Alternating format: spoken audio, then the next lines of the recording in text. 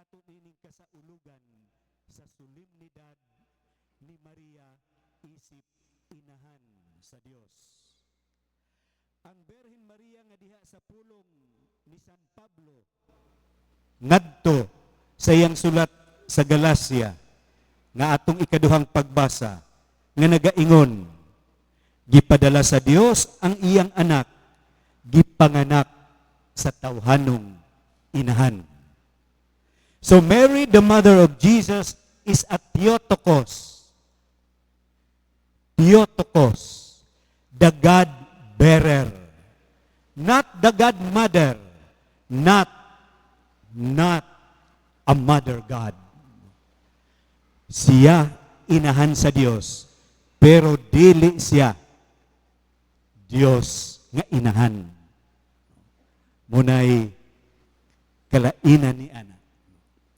Sa ato Ebanghelyo karon nga gikan ni San Lucas 2:16-21, nagasaysay kanato ni anang pag-adto ug pagkakita sa mga magbalantay sa karnero sa balaang pamilya, Hesus, Jose ug Maria. Pag-adto ug pagkakita. Kini humanila na dungog, mituo ug naglaom sa kamatuoran sa maong mensahe sa anghel ngadto kanila.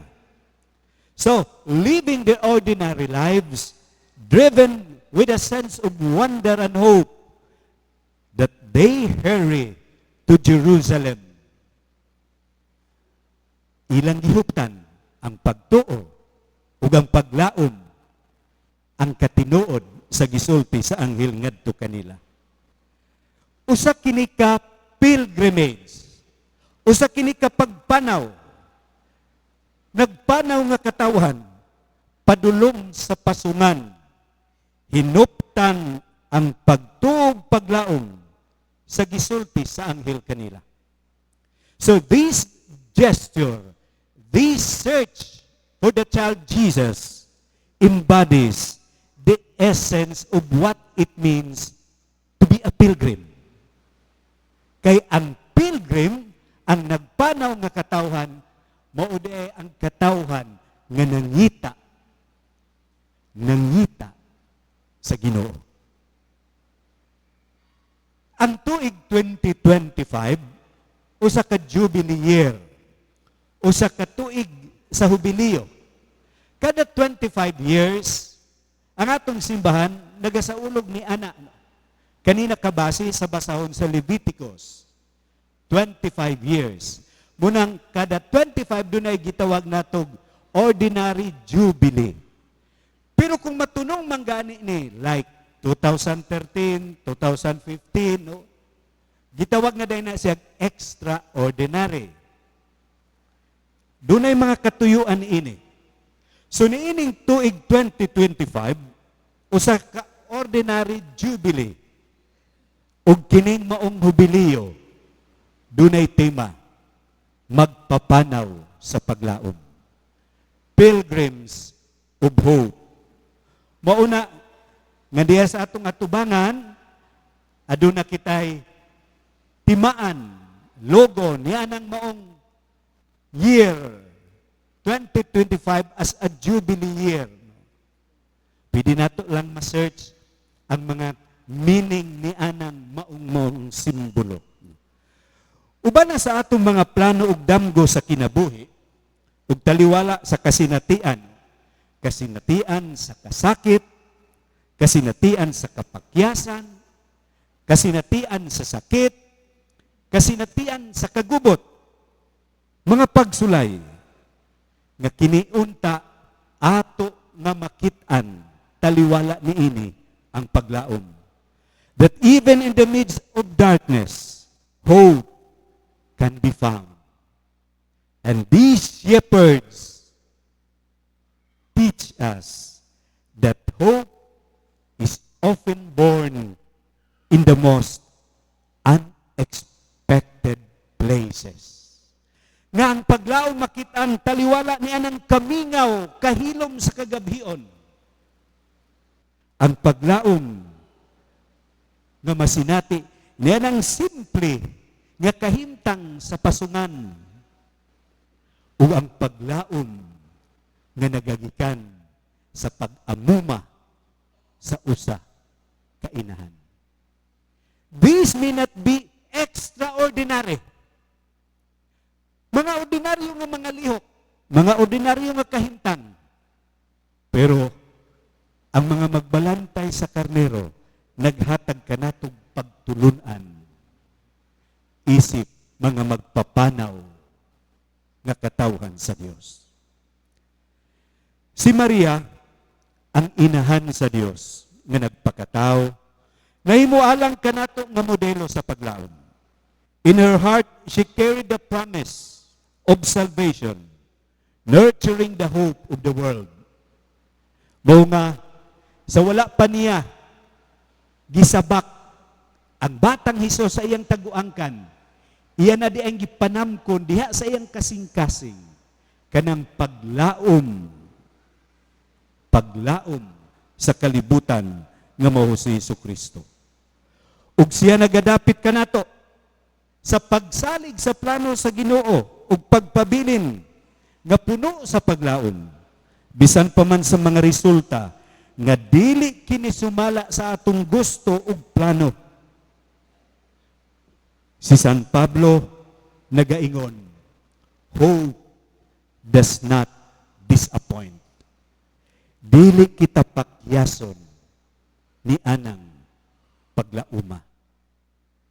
Daghan kanato dunay mga gipang-andam.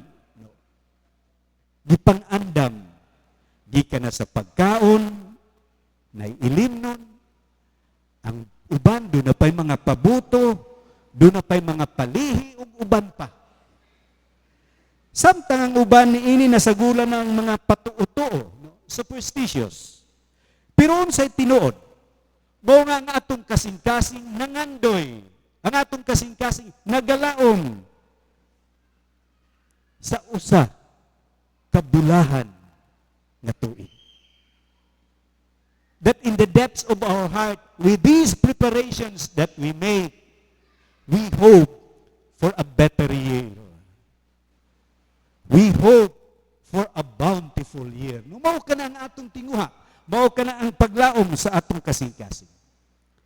Si Papa Francisco, diha sa iyang pagproklamar ni ining maong Jubilee Year, ni anang maong titulo sa iyang bula o Bull of Induction, Spes non confunded, nga nagpasabot, dili kita pakyason ni ining paglauma.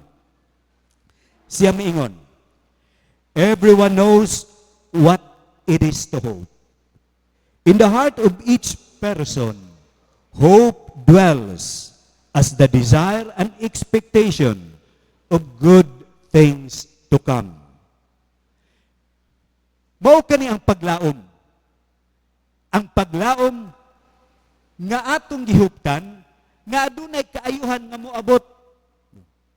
Despite our not knowing what the future may bring. Sagwa ta masayod, unsa gid anaa sa unahan. Pero naglaom kita nga adunay kabulahanan. Even so, uncertainty about the future may at times give rise to conflicting feelings, ranging from confident trust to apprehensiveness. Ngadto na sa pagduda, from serenity to anxiety. Gikan na sa kalinaw, ngadto na usab sa mabalakon. From the firm conviction to hesitation and doubt.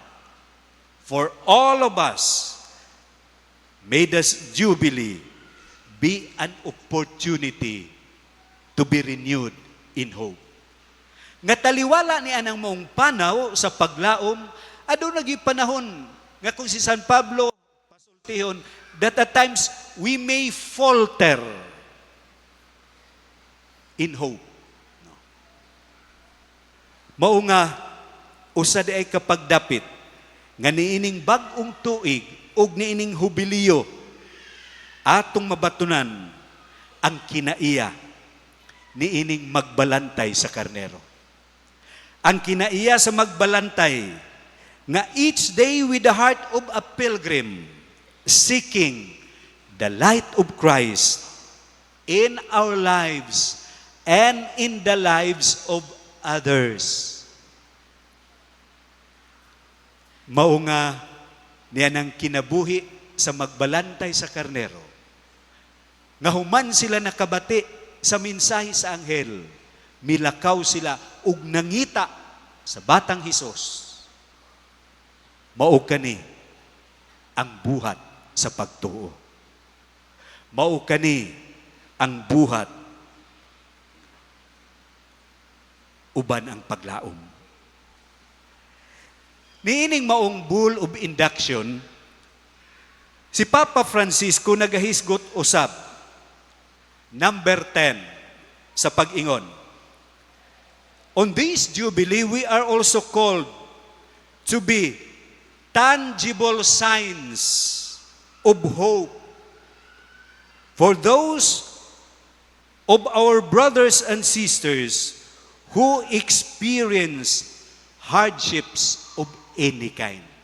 Nga mahimo unta kitang mga instrumento makita, mahikap nga paglaom ngadto sa mga nawad-an sa paglaom.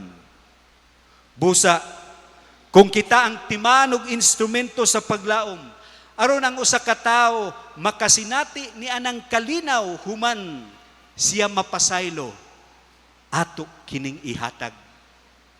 Kung kita ang instrumento sa paglaom, aron maangkon sa mga tao ang giingon nila, sweldo o benepisyo, ato unta kining ihatag ug dili nato ihikaw.